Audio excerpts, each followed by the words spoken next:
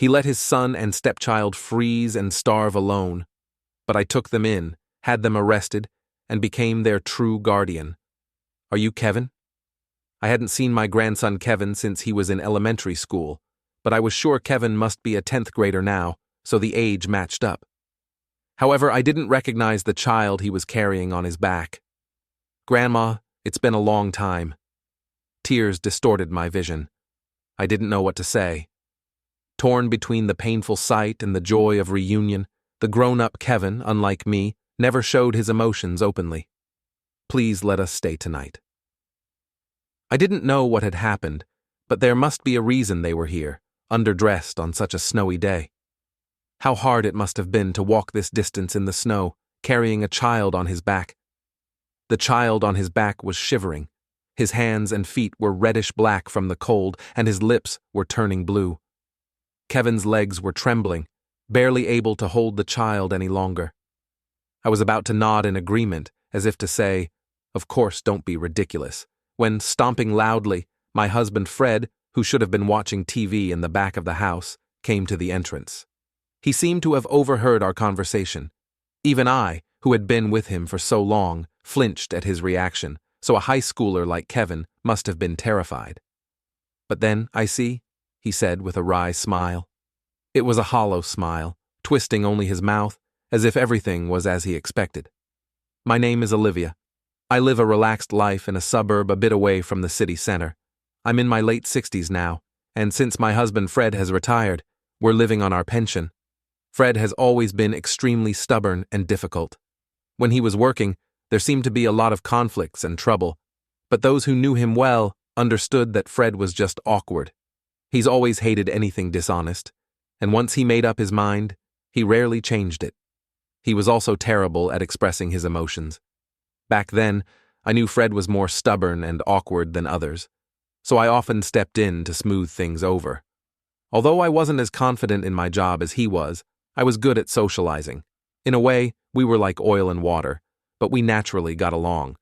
From there, we developed a give-and-take relationship, eventually dating and getting married. After we married, we quickly had a son. I think even the stubborn Fred poured his love into him in his own way. Thanks to that, our son Mark grew up well and now has a son Kevin. We thought the peak of happiness would continue, but it didn't turn out that way. We've become estranged from Mark in recent years. A big fight between Fred and Mark was the start of the rift. I would usually stay neutral, but this time I had to side with Fred, so I haven't seen my son for years. That's also why I haven't been able to see Kevin, my first grandchild, whom I dearly miss. But there's probably nothing I can do. All this is probably because of Mark's married life. Mark had been dating a girl named Anna since his student days. Anna lived nearby, and our families were close, so Fred and I truly blessed their marriage. I remember Fred's face brightening up like a different person when Kevin was born, lifting his grandson in his arms. I think it was around the time Kevin started elementary school that Anna began talking to us about Mark frequently. "Mark's been coming home late.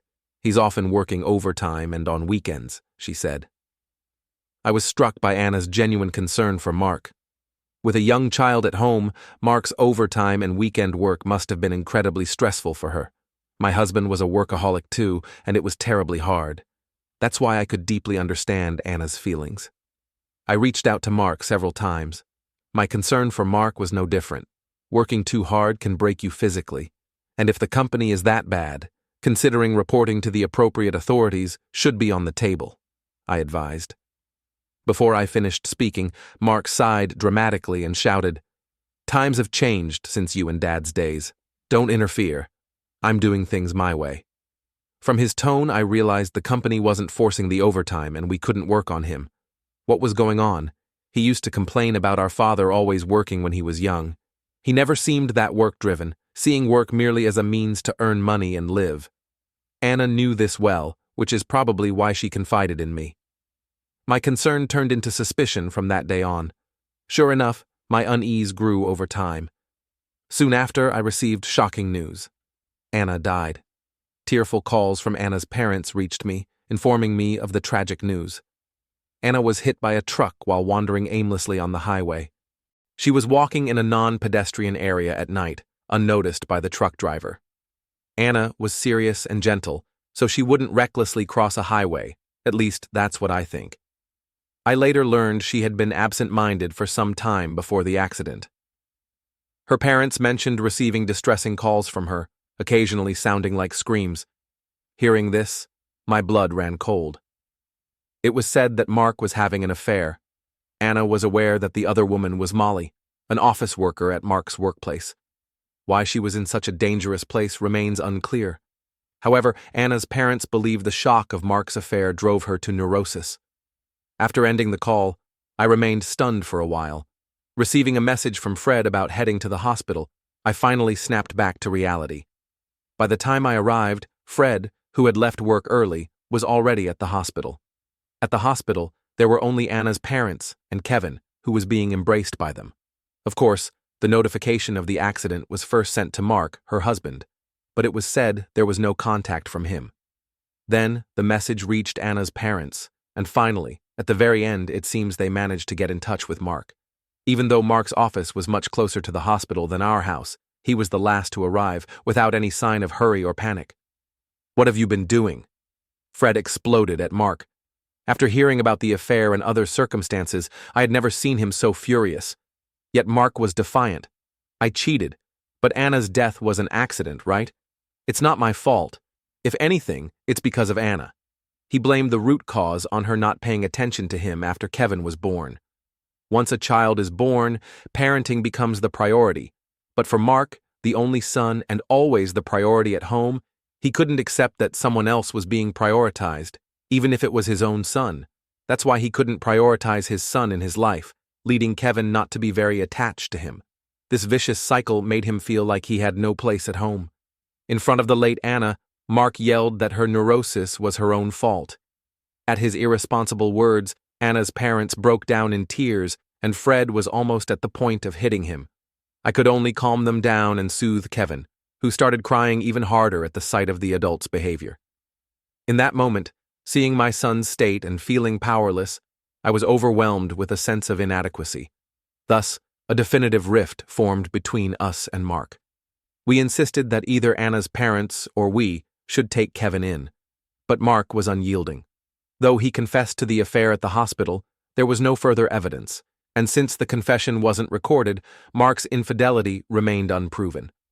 I was terribly worried about Mark's selfish behavior. Hoping to be of some help, I discreetly gave Kevin a piece of paper with a map to our house and our contact information. "It's a bit of a walk from their house, 2 hours, but it's better than nothing. If nothing else, that's fine," I told him, and so we parted ways. Later I heard through the grapevine that Mark had remarried Molly. Apparently, she is about 10 years younger than Mark.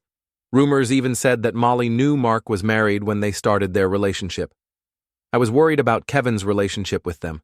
I visited Mark's house alone a few times, but it was always dark, and no one answered the doorbell. After several attempts, I had to give up to avoid being reported as a suspicious person. It's been years since I've seen Kevin. Even as the days go by, these old memories keep coming back to me. Even now, sipping hot chocolate, I think of Kevin. He used to enjoy the hot chocolate I made.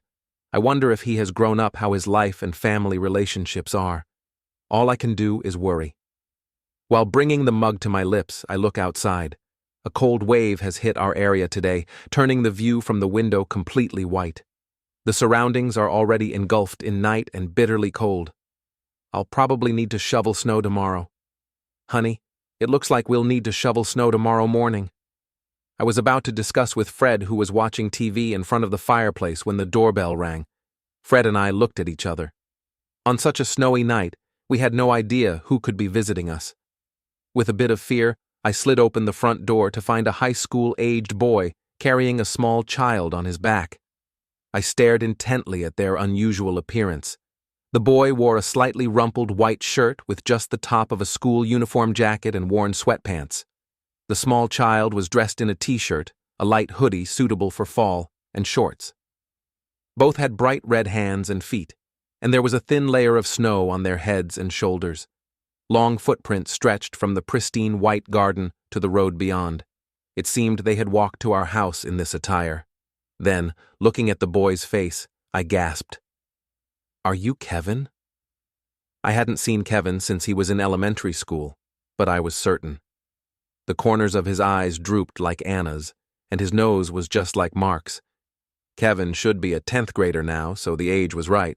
However, I didn't recognize the child he was carrying. Grandma, long time no see. Indeed, the high school-aged boy was Kevin. Tears blurred my vision. I didn't know what to say. Torn between the painful sight and the joy of reunion, the grown-up Kevin, unlike me, never showed his emotions openly. Please let us stay for the night. I didn't know what had happened, but there must be a reason they were here in such light clothing on a snowy day. They must have come all this way, relying only on the address note I gave Kevin when he was little. It must have been difficult to walk this distance in the snow, carrying a child on his back. I was about to nod, as if to say, "Of course. Are you kidding me?" When Fred, who was supposed to be watching TV in the back of the house, came to the entrance with loud footsteps, it seemed he had overheard our conversation. Seeing him get angry after such a long time made me freeze. Even I, who had been with him so long, was scared, so the high school boy must have been terrified.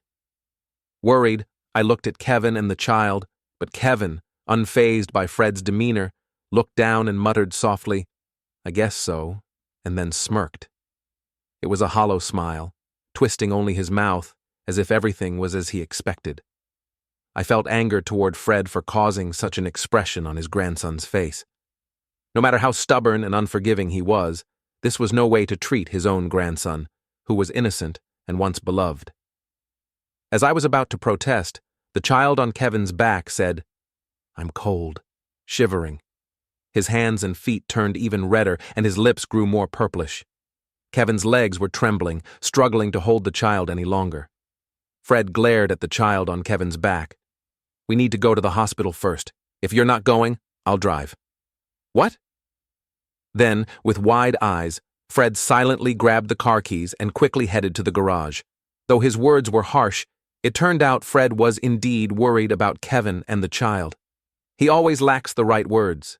Saying he couldn't take care of that kid, he meant we couldn't properly care for the severely exhausted child at home. That's just the kind of person my husband was. Only then, through my tears, did I notice Fred's urgency. Following his words, I urged Kevin into the garage. "You did well to get here. We're going to the hospital so you can relax now. I can carry the child for you." "No, it's okay." Kevin looked surprised and then confused. He readjusted the child on his back and walked to the garage as prompted. Kevin seemed to have grown into a very responsible person, always worried about the child, putting himself last even though he was shivering from severe frostbite. Reassuring him was my role in the car. Soon after, we found a hospital open at night, and Kevin and the little child were quickly seen by a doctor. The doctor said they were suffering from frostbite and malnutrition. Fortunately, because we brought them to the hospital immediately, their lives were not in danger. I was relieved. While Kevin and the child were treated in the warm hospital, Fred was not his usual self. He listened intently to the doctor, held their hands to comfort them, and visibly worried. Where had his usual stern face gone? While glancing at him, I waited for Kevin and the child to recover. A few hours later, after they received IV treatment, we were able to head home before dawn. In the car on the way back, I asked Kevin about the small child he was carrying. In the hospital, I had asked Kevin to fill out the forms, and he had written the name Luke in the child's name field. "Luke is 5 years old," Kevin confirmed. As expected, Luke is his half-brother, which means he's another grandchild for Fred and me. Tentatively, I asked about their life at home, already hinted at by their scant clothing in winter. Indeed, Kevin said Molly, the new wife, was cold to him because he was from Mark's previous marriage. He was always verbally abused and discriminated against in daily life, including meals. He didn't even receive new clothes, and his school uniform was the warmest clothing he had. Mark, his biological father, showed no interest in Kevin, mostly ignoring whatever Molly did to him. Luke, the child of Mark and Molly, was cherished by them as a baby, but they gradually stopped caring, probably because it became too much of a bother. They began to shift the responsibility of looking after Luke onto Kevin. Fortunately, Kevin, much older than Luke, cared deeply for him, likely taking care of Luke since his middle school days. It pained me to think that, despite being a teenager who needed care himself, Kevin had to tend to Luke. His earnest care was evident in how closely Luke clung to him during the drive.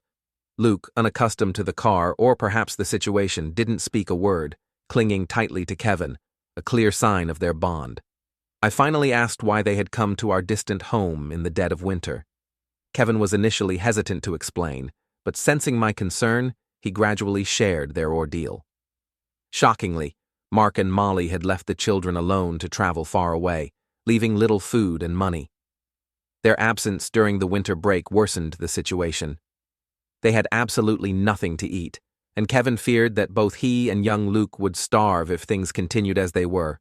With schools closed and not wanting to impose on friends, Kevin felt he had no one to turn to. Driven by desperation, he decided to come to our house. Tearfully recounting their plight, Kevin explained why he hadn't contacted us before now. "Why didn't you contact us before now?" Fred shouted at Kevin, his voice tense while driving. His guilt over not reaching out to Kevin and allowing Mark's tyranny, along with a sense of helplessness, was palpable. Understanding this depth of emotion required years of living with Fred. "Fred, don't talk like that." "Kevin, Luke, I'm so glad you turned to us in the end." To Kevin and Luke, Fred must have seemed like a scary grandfather. I reassured them, not seeing any fear on their faces, perhaps because they sensed his genuine concern. "At the hospital I thought about contacting you many times, but I hesitated because of what Mom used to say, worrying it might be true." Kevin looked guilty as he explained why he hadn't reached out to us. After Mark remarried, Molly frequently yelled at him, saying, "You're not loved by your grandparents. You're a nuisance no matter where you go, so don't even think about relying on them." Kevin used to think it was a lie because his memories of us were always kind. However, repeatedly hearing those words made him start to believe they might be true. "I remember being loved and well treated by you in my childhood, and now I can see there's no way my grandparents would hate me, but until recently, I somehow felt unloved. Molly had manipulated him into not seeking help from us. That's why you smiled when Fred shouted, isn't it?" Kevin nodded. When Fred yelled at the entrance, Kevin's smile seemed to reflect a bitter realization, aligning with the harsh words of his stepmother, Molly. Hearing this, Fred looked even more regretful. Kevin expressed through tears that finally feeling protected by his grandparents gave him peace. Luke, perhaps influenced by his brother's crying or the release of tension, also began to cry. Upon arrival at our home, they immediately went to the prepared bed. "It's warm," Kevin and Luke murmured, snuggled, embraced by Kevin, both falling into a deep sleep. I felt a mix of love and sadness, tears rolling down my cheeks, realizing they probably hadn't slept comfortably and safely like this for a long time. Fred and I wanted to keep watching Kevin and Luke's sleeping faces, but there were urgent matters to attend to. Once day broke, Fred took the car out again with the medical reports to file a complaint against Mark and Molly. We prepared while waiting for their return. Weeks later, when Mark and Molly returned from their trip, they were arrested by the police waiting at their home. Initially, Mark accused Fred and me of kidnapping, maintaining this claim even when faced with evidence, reflecting how selfish and terrible he had become. At the trial, the face of Mark, whom I hadn't seen in a long time, had become even more severe than when we last parted. I wondered how things ended up like this. Did we, as a couple, make a mistake in how we raised him? Or was there some significant turning point in Mark's journey to adulthood? It might be too late to ponder these questions now, but seeing my son hurling harsh words in court made me realize we've reached a point of no return. For now, let's focus solely on protecting Kevin and Luke, who have been deeply wounded in their hearts. After discussing with Fred, we resolved to be thoroughly supportive and stand by our grandchildren. Eventually, Mark and Molly were arrested for child neglect, with the medical reports of malnutrition being crucial evidence. Our testimonies likely reinforced the decision. Suddenly, Kevin and Luke were left alone. They wanted to stay with us after their parents were arrested. However, doubting our capability due to raising a neglectful son, we consulted Anna's parents. They expressed relief over their grandchildren's safety and concern for Luke, despite no blood relation, wishing to take both in. However, they expressed regret that it would be difficult to take in Luke, as there was no blood relation. They mentioned it would be cruel to separate the brothers, and therefore our home where the siblings could stay together was the best option. They also promised we would help each other going forward. Moved by their kindness, despite the wrongs Mark did to their daughter Anna, I found myself easily moved to tears. Hence, Kevin and Luke ended up in our care. Holding their hands, promising a shared life ahead, they showed bright, blossoming smiles. Initially reserved like shy cats in their new home, they soon warmed up to us. Kevin often helps out around the house.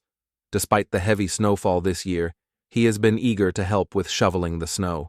Young Luke, imitating what he sees, also goes outside with a shovel in hand.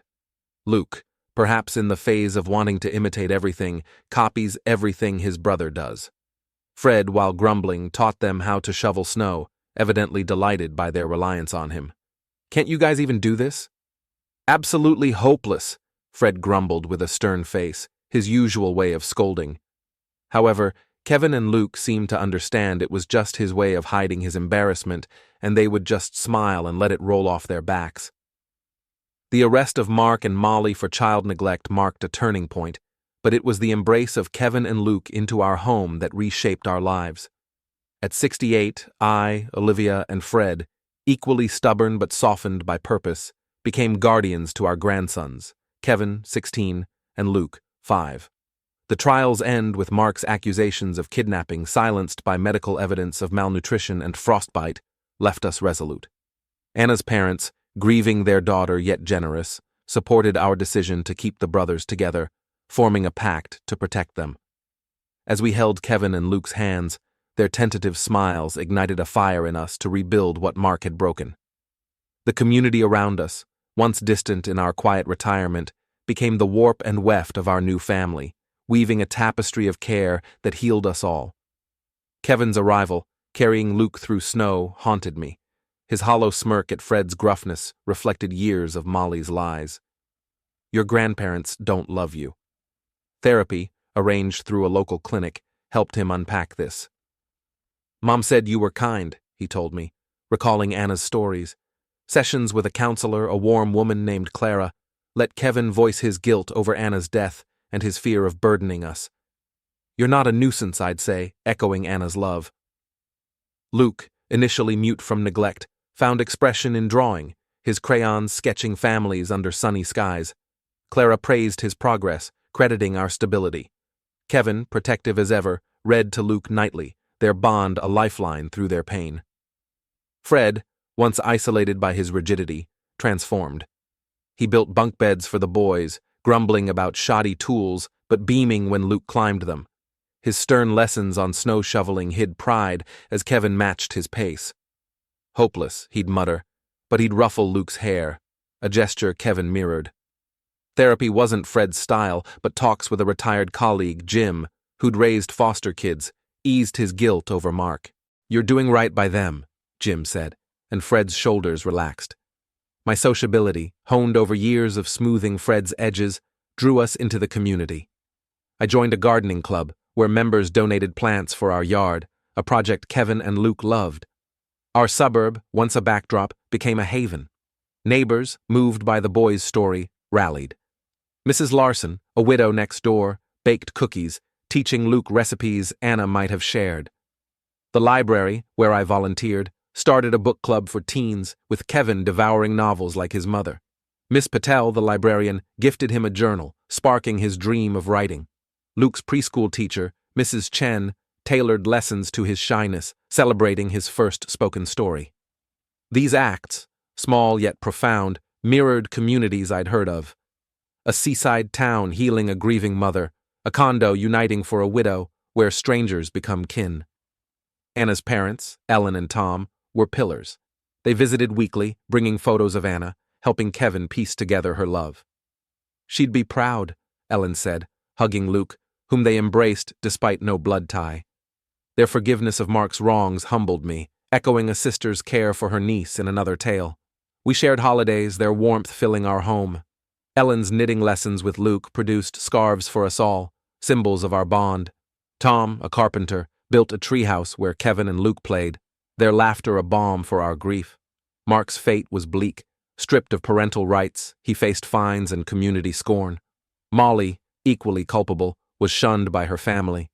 Gossip placed them in a crumbling apartment, their marriage frayed. Mark's letters begging Kevin for money went unanswered, his influence severed. I felt sorrow, not joy, for the son we'd raised. Now a cautionary tale like a husband undone by greed or a sister lost to envy. Their absence let us focus on the boys, whose trust grew daily. Financially, we stretched our pensions, but the community eased the strain. A church fundraiser covered therapy costs, and a local grocer, Mr. Kim, offered discounts, touched by Kevin's politeness. I revived my sewing, crafting quilts sold online, with Kevin designing patterns. The income funded school supplies and a college savings plan, ensuring the boys' future. Fred, once frugal, splurged on bikes, teaching them to ride, his grumbles giving way to cheers. Legally, we secured guardianship, with Ellen and Tom as co-guardians, protecting Luke's place with us. A lawyer, pro bono through a community program, ensured Mark's claims were blocked. Socially, our world expanded. The gardening club hosted a spring fair where Kevin's wooden carvings, taught by Tom, sold out, boosting his confidence. Luke's art adorned the library, earning applause. We joined town cleanups, bonding with families who'd faced loss. A widower, Mr. Evans, shared stories of raising teens, guiding Fred. These ties, like a mother's seaside dinners or a sister's game nights, proved community as family's backbone. My parents, estranged since Mark's rift, reconnected, marveling at the boy's resilience. "You've built something beautiful," Mom said, tears falling. Kevin's growth was striking. He joined the school newspaper, his articles on resilience earning awards. "I want to be like Mom," he said, eyeing journalism. Luke, now 6, sang in the preschool choir, his voice clear. Their scars, Kevin's caution, Luke's clinginess, faded, replaced by trust. We planted a garden, Kevin's roses blooming beside Luke's sunflowers, a tribute to Anna. Fred, once silent, shared stories of his youth, his gruffness, a cherished quirk. As summer neared, we planned a memorial for Anna at the community center. Neighbors, Ellen, Tom, and the boys decorated with her favorite lilies. Kevin read a poem, Luke presented a drawing, and I spoke of her love. Tears flowed, but joy prevailed. The center named a scholarship after Anna, funded by our quilt sales, ensuring her legacy.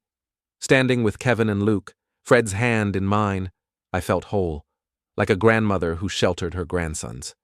I'd woven a family from loss, our community the thread that bound us, ready for the seasons ahead. We'll get better than Grandpa soon, right, Kevin? Yeah, maybe we'll surpass him by tomorrow. Though my husband continues to be difficult, Kevin and Luke are growing fond of him, embracing his gruffness as part of their affection for their grandfather. I watch their endearing interactions as I prepare a day's meal. "Dinner's ready. Let's take a break," I call out loudly, and the three of them walk toward me, laughing together. What blissful days these are. Winter is nearing its end, and the season of budding flowers approaches us. Warm moments are passing among the four of us.